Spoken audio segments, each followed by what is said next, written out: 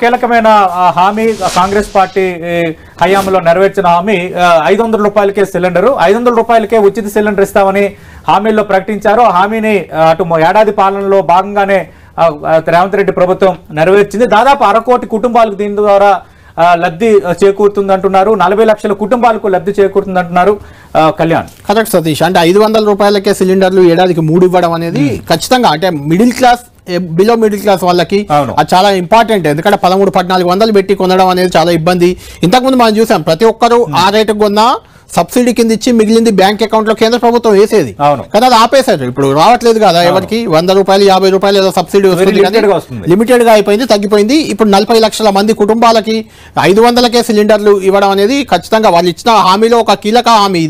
ఇది కూడా అమలైంది. దాన్ని కూడా మొదటి ఏడాది ప్రభుత్వం అమలు చేసింది. ఖచ్చితంగా మహిళల్లో కొంత అది పాజిటివ్ ఫీడ్బ్యాక్ అనేది ప్రభుత్వానికి ఖచ్చితంగా ఉంటుంది. ప్రధానంగా మనం గమనించాల్సింది ఏంటంటే మహిళలకి ఎక్కువగా మహిళల సంక్షేమం అలాగే రైతు ఈ రెండు చాలా హై ప్రియారిటీ అంశాలుగా కనిపిస్తున్నాయి. రైతులకి 57,000 కోట్లు ఖర్చు పెట్టిన ఏడాదులు అంటే ఖచ్చితంగా దాన్ని మనం స్వాగతించాలి. ఉచిత బస్ అయినా ఫ్రీ సిలిండర్ 500 రూపాయలైనా మహిళలకు లాభం చేకూర్చేది.